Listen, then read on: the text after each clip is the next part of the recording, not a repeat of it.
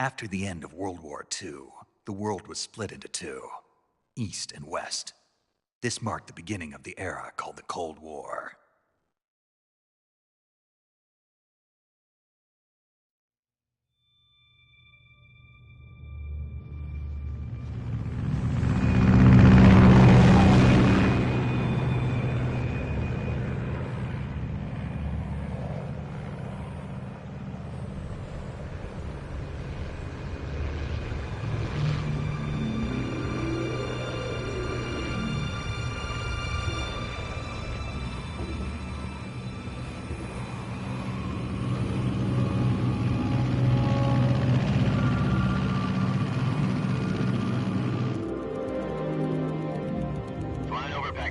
Altitude 30,000 feet.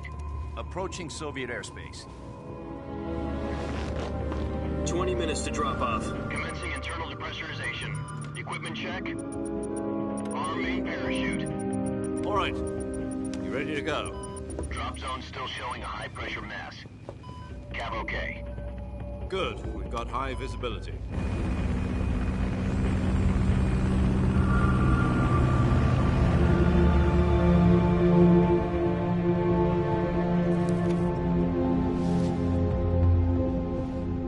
Cigar. Connecting oxygen hose to interior connector. Put on your mask.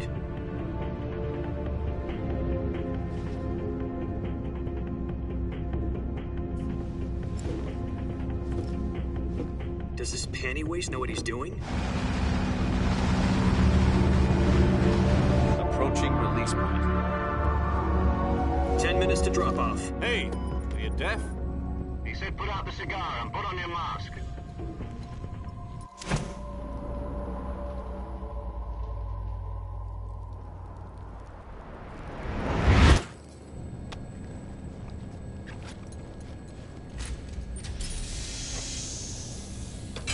Depressurization complete.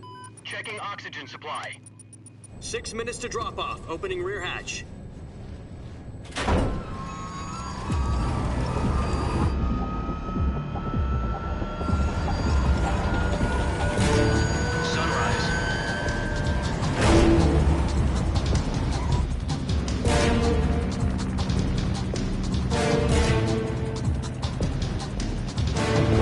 Temperature minus 46 degrees Celsius. 2 minutes to drop off. Stand up. You'll be falling at 130 miles per hour. Try not to get frostbite from the wind chill. 1 minute to drop off. Move to the rear. Activate bailout model. This is one for the history books. The world's first halo jump. 10 seconds to drop off. Stand by. Status okay, all green. Prepare for drop-off. Countdown. 5, 4, 3, 2, 1. Spread your wings and fly. God be with you.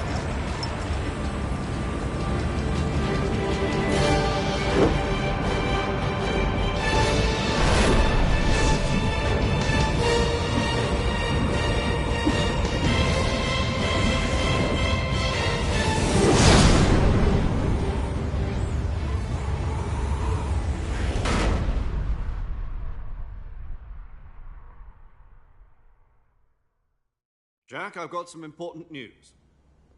The head of the CIA has finally given us the green light for the Virtuous mission. Virtual mission? No, the Virtuous mission. The future of our Fox unit depends on it. If it succeeds, we'll be officially organized into a unit. Virtuous mission. Sounds like some kind of initiation ritual. Don't get cocky. This isn't a training op. Right. So what exactly is this wonderful mission? Well, about 2 years ago, a certain Soviet scientist requested asylum in the West through one of our moles. His name is Nikolai Stepanovich Sokolov.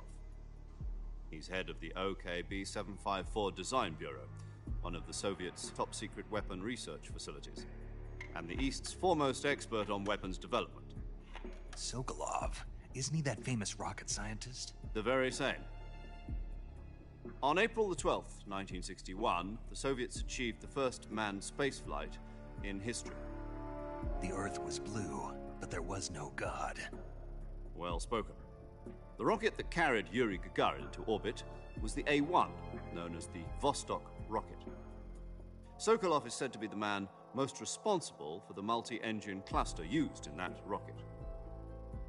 After Gagarin's flight, Sokolov left rocket development to become the head of the newly established Design Bureau. From a lowly technician to head of a design bureau, that's quite a success story, so why'd he want to defect? It seems he'd become afraid of his own creations. Afraid? Call it a crisis of conscience.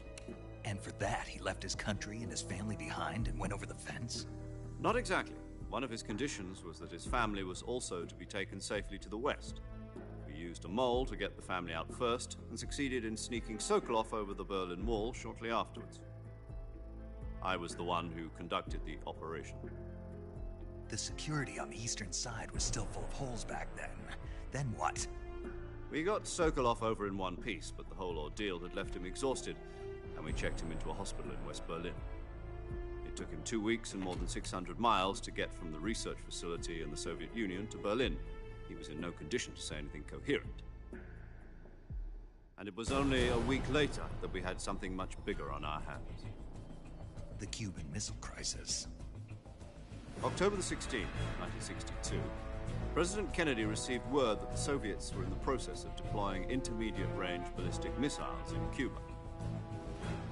The President demanded that the Soviets dismantle and remove the missiles. At the same time, he announced a naval blockade to prevent further missile shipments from reaching Cuba. But the Soviets didn't back down, instead placing their armed forces on secondary alert. Soviet transport ships carrying missiles continued on course towards Cuba. US and Soviet forces went on alert for an all-out nuclear war. Frantic negotiations were conducted through the UN's Emergency Security Council and unofficial channels to end the hair-trigger standoff. Finally, on October the 28th, the Soviet Union agreed to remove its missiles from Cuba, and so the world avoided a nuclear holocaust. But in order to get the Soviets to pull their missiles out, we had to make a deal. You mean the one where the US agreed to remove its IRBMs from Turkey? No. The Jupiter IRBMs deployed in Turkey were obsolete, and we were going to get rid of them anyway. They had no strategic value whatsoever to either the US or the Russians. The Turkey deal was a ruse, a cover story that was fed to the other intelligence agencies around the world. So what did the Russians really want? Sokolov. They wanted us to return Sokolov.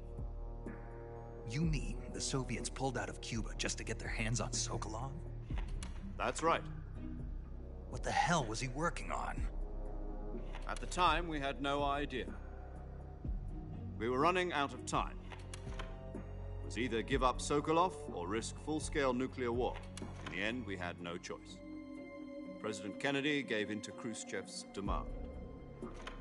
The next day, I got Sokolov out of the hospital, handing him over to agents on the eastern side. Sokolov kept on screaming, "Save me," until he disappeared from my sight. Then, a month ago, we received some new information from one of our moles. About Sokolov? Yes. He was taken back to the research facility and forced to continue working on the weapon in question under KGB supervision. What's more, it's on the verge of completion. So what kind of weapon is it? Something to do with space rockets? No, missiles. Same technology. I guess you're right. We don't know the details, but it appears to be a new kind of nuclear device. For half a year now, the Soviets have been conducting frequent nuclear tests at Semipalatinsk. Something to do with the weapon, I assume. We're talking about a secret weapon so big that Khrushchev was ready to pull out of Cuba to get it back. Is Sokolov still in the facility? No. According to our intelligence, he's in Selino-Yarsk, a place in the mountains about 3 miles to the west that's known as the Virgin Cliffs. The Virgin Cliffs. Nice name for a virtuous mission. They moved him there just recently. Why? Apparently, they're conducting a field test of the weapon, but it's our best chance to get him back. This mission would never have been possible if he was still in the research facility. This is our last chance. Sokolov must have known that too when he contacted us.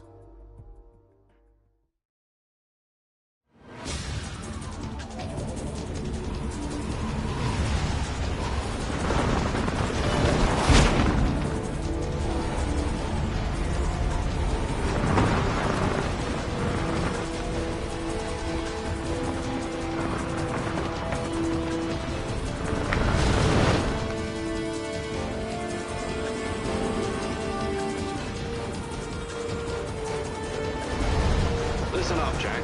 Your mission is to infiltrate Selino-Yarsk in the Soviet mountains, ensure the safety of Sokolov, and bring him back to the West.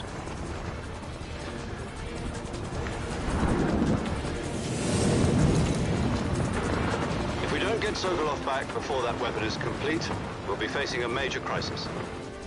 The clock is ticking.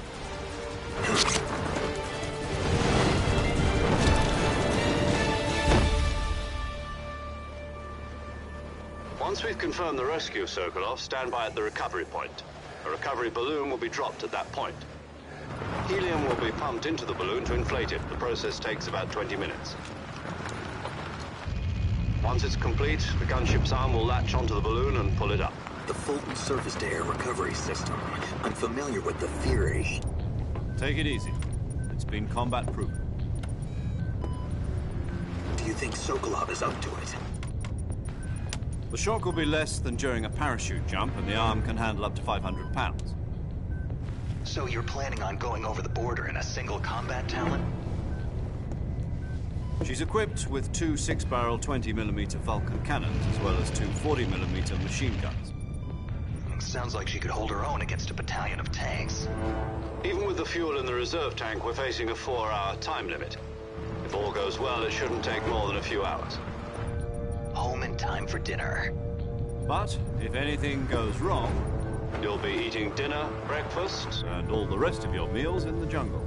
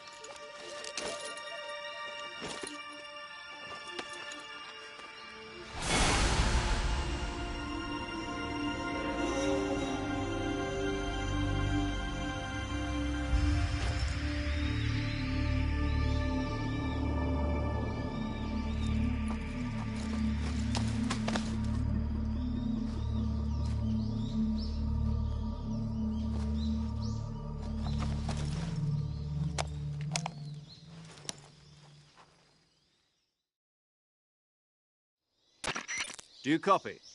You're already in enemy territory, and somebody might be listening in. From here on out, we'll be using code names to refer to each other. Your code name for this mission will be Naked Snake. I'll be referring to you as Snake from now on. You're not to mention your real name. Snake? Oh, you don't like snakes? What do you mean? You've eaten one before, haven't you? In survival training. I'm glad to hear that.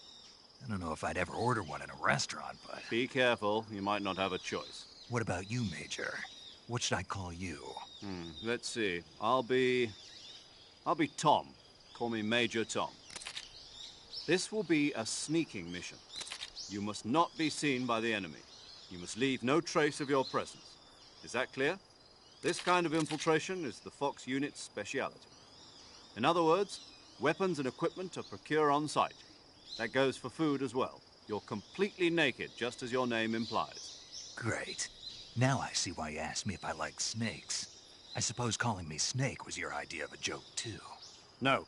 There's a good reason for that. I'll tell you later when the time is right. Gotcha.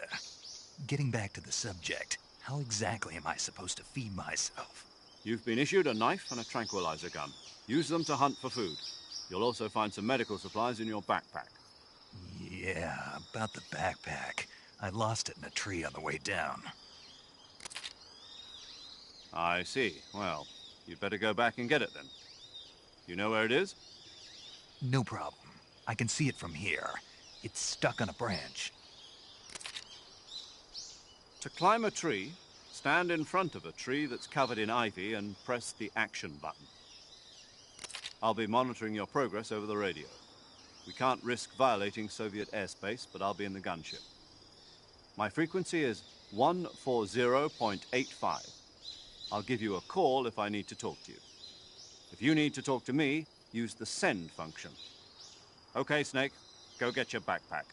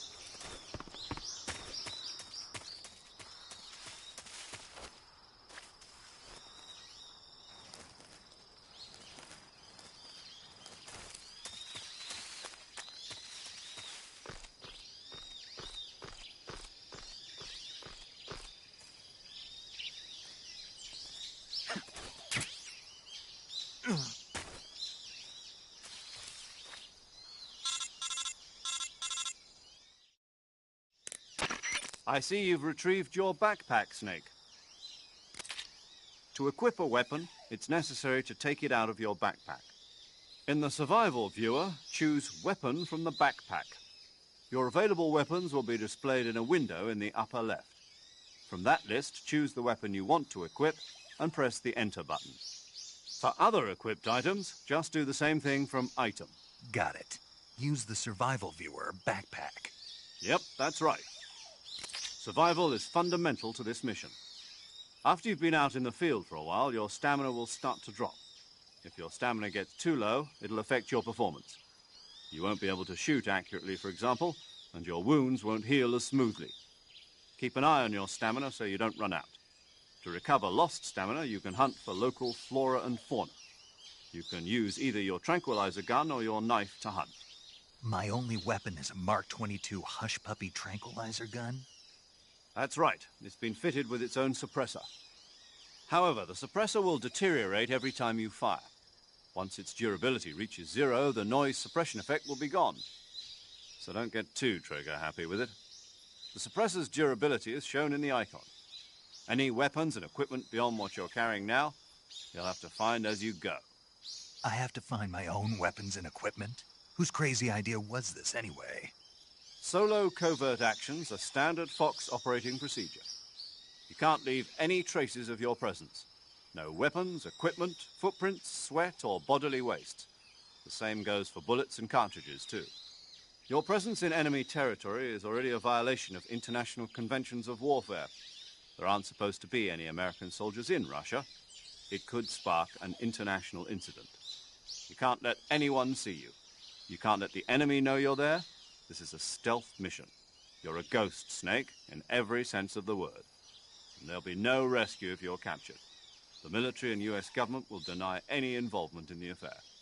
Then I'll just have to take care of myself, huh? I'm afraid so. You've been given a fake death pill for that purpose. SIS guidelines stipulate that soldiers on covert ops like this one be issued a potassium cyanide capsule. Tape it to your body so you can take it when you need to.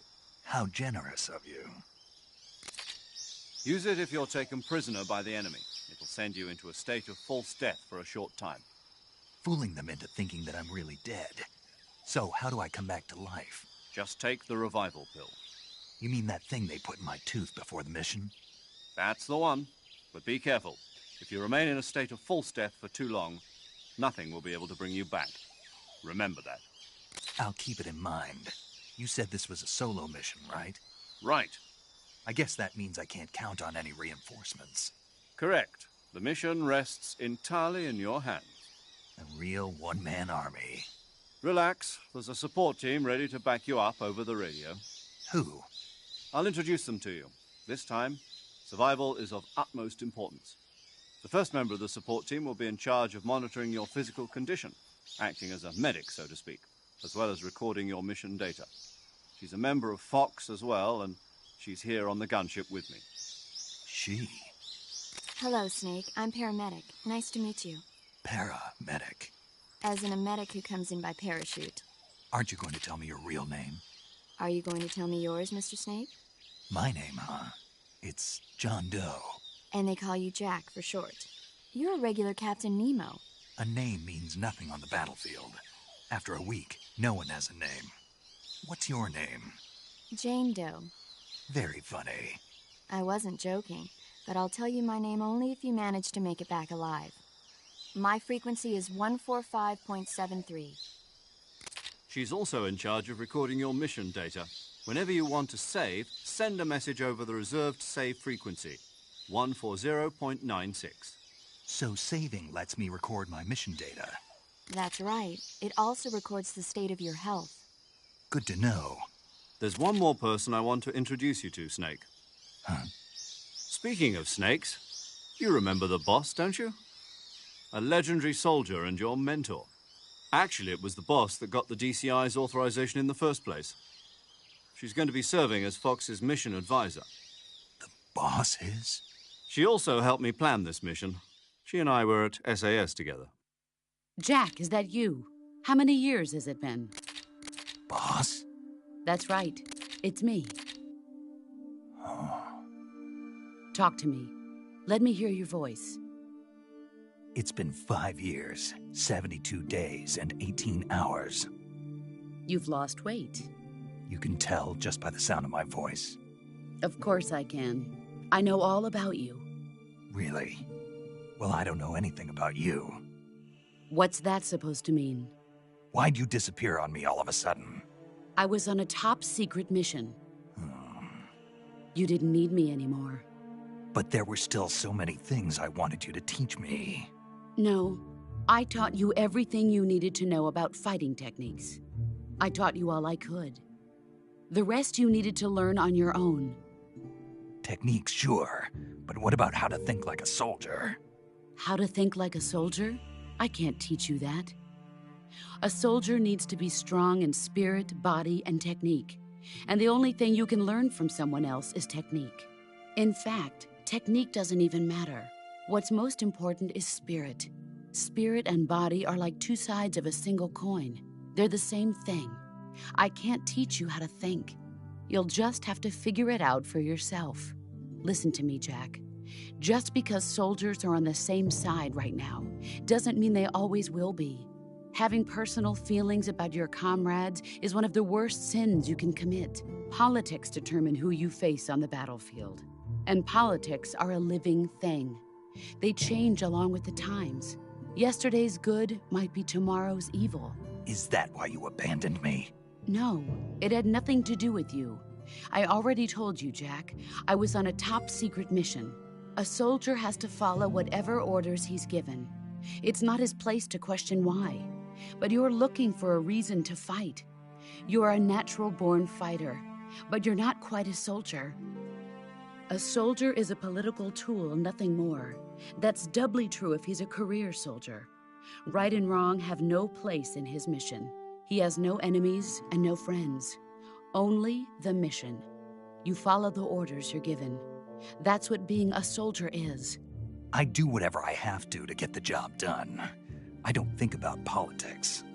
That's not the same thing. Sooner or later, your conscience is going to bother you. In the end, you have to choose whether you're going to live as a soldier or just another man with a gun. There's a saying in the Orient, loyalty to the end. Do you know what it means? Being patriotic. It means devoting yourself to your country. I follow the president and the top brass. I'm ready to die for them if necessary. The president and the top brass won't be there forever. Once their terms are up, others will take their place. I follow the will of the leader, no matter who's in charge. People aren't the ones who dictate the missions. Then who does? The times. People's values change over time, and so do the leaders of a country. So there's no such thing as an enemy in absolute terms. The enemies we fight are only enemies in relative terms, constantly changing with the times. As long as we have loyalty to the end, there's no point in believing in anything, even in those we love. And that's the way a soldier's supposed to think? The only thing we can believe in with absolute certainty is the mission, Jack. All right, but do me a favor. What is it? Call me Snake. Snake? Oh, right. Your codename is Snake. It suits you well. That's right. The legendary unit that the boss put together during World War II was a snake. The Cobra unit, a group of heroes that brought the war to an end and saved the world. As long as you've got a legendary hero backing you up, you'll be fine. Isn't that right, Snake? Yeah, I can't think of anyone else I'd rather have with me. Oh, and one more thing, boss. Yes? It's good to hear your voice again. Same here. After all, who knows if either of us will make it out alive? Snake, you are always best at urban warfare and infiltrating buildings. But this is the jungle. Survival is going to be key. Those CQC techniques I taught you are sure to come in handy. CQC? Close quarters combat, huh? I've been in the Green Berets for the past few years. I'm probably pretty rusty. Not to worry. I'll be here to help you remember. After all, this is your first actual survival mission. I'll be supporting you over the radio. Where are you, boss? Next to the Major? The boss is communicating with us by radio from aboard a Permit-class submarine in the Arctic Ocean. My frequency is 141.80. Call me if you need my advice on battle techniques. Gotcha. Your mission is to retrieve Dr. Sokolov. Dr. Sokolov is being held in an abandoned factory located to the north of your current position. Avoid heavy combat and don't let anyone see you. Don't forget that this is a stealth mission. Snake, try to remember some of the basics of CQC.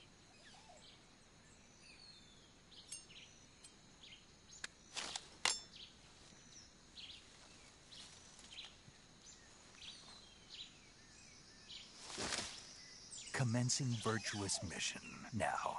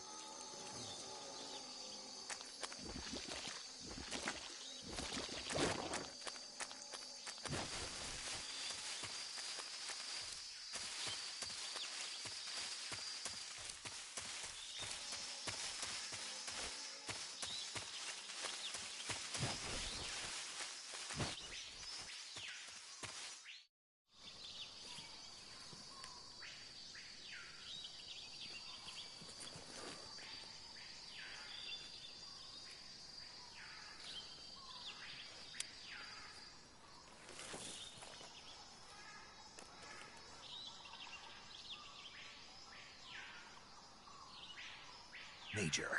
I've spotted 2 enemy soldiers. They're probably KGB troops sent to guard Sokolov. AK-47s and grenades. Snake, your presence in Soviet territory is already a violation of international law. We can't let the Kremlin find out that the CIA and the American government are involved. Contact with the enemy is strictly prohibited. Don't engage them in battle either. This is a stealth mission. Got that? The Major is right. The point of this mission is to sneak through the jungle without being seen. The success of the mission depends on how well you use your camouflage. Change your camouflage by selecting Camouflage from the Survival Viewer.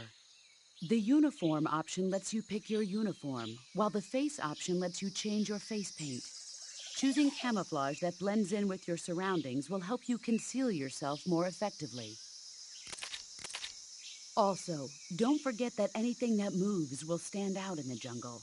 If you just stand up and run around like an idiot, you're bound to be spotted. But if you crawl instead, you should be able to sneak by without being noticed.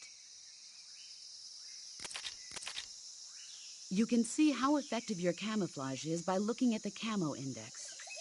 The Camo Index shows how well your current camouflage blends in with the surrounding area. The higher the value, the harder you are to spot, and vice versa. The key is to make yourself one with nature. Keep that in mind as you go along, okay?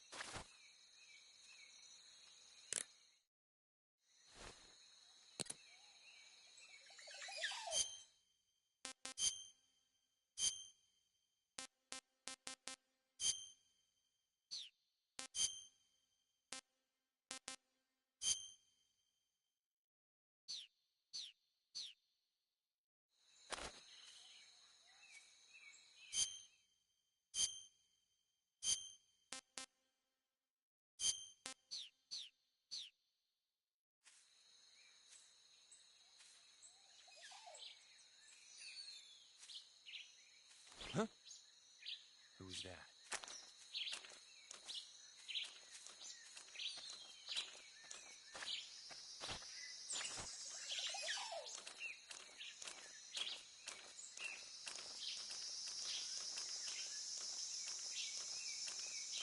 Huh? Who's that?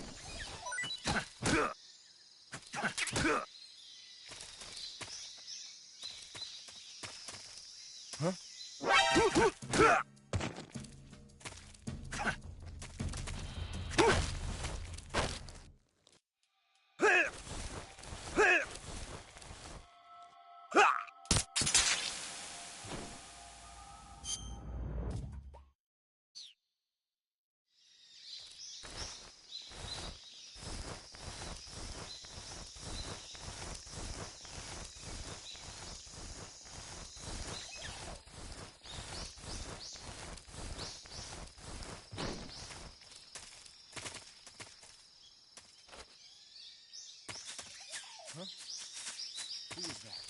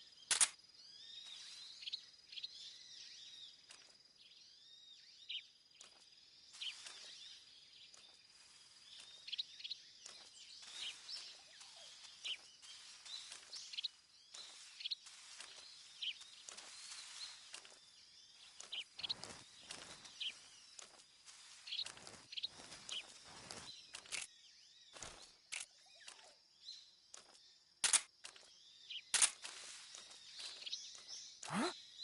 Who's that? Radio, call HQ!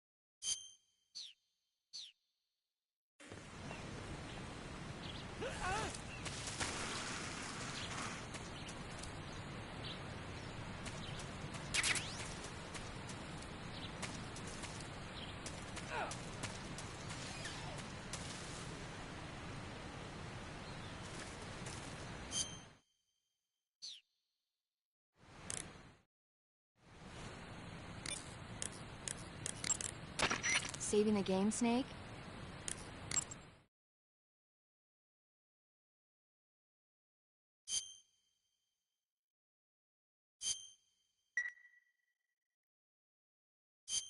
Hey, Snake, you ever heard of Godzilla King of Monsters? No, what is it? It's a movie. You haven't seen it? Nope. It's about this monster called Godzilla, who grows to an enormous size in a nuclear test and goes on a rampage in Tokyo. Nuclear test, huh? Then the Marshall Islands must be crawling with giant monsters right about now. It's just make-believe. Maybe that's why my pants have been so tight lately. Snake, it's a movie, not a report out of Los Alamos. I know. So then what happened? Godzilla is immune to all weapons, and humanity has no way to stop the monster. Dr. Shirazawa develops a new type of weapon, but meanwhile, Godzilla is getting closer and closer to Tokyo, obliterating everything in its path. It was originally a Japanese movie, but they made an American version, too. I recommend seeing the original Japanese one if you ever get the chance. It's mostly mindless fun, but it's also got a serious anti-nuke message as well. Where can I see the original?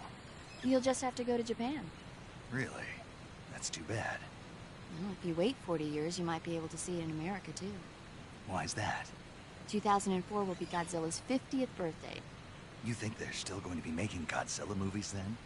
Of course! Everybody loves Godzilla. You sure know a lot about movies.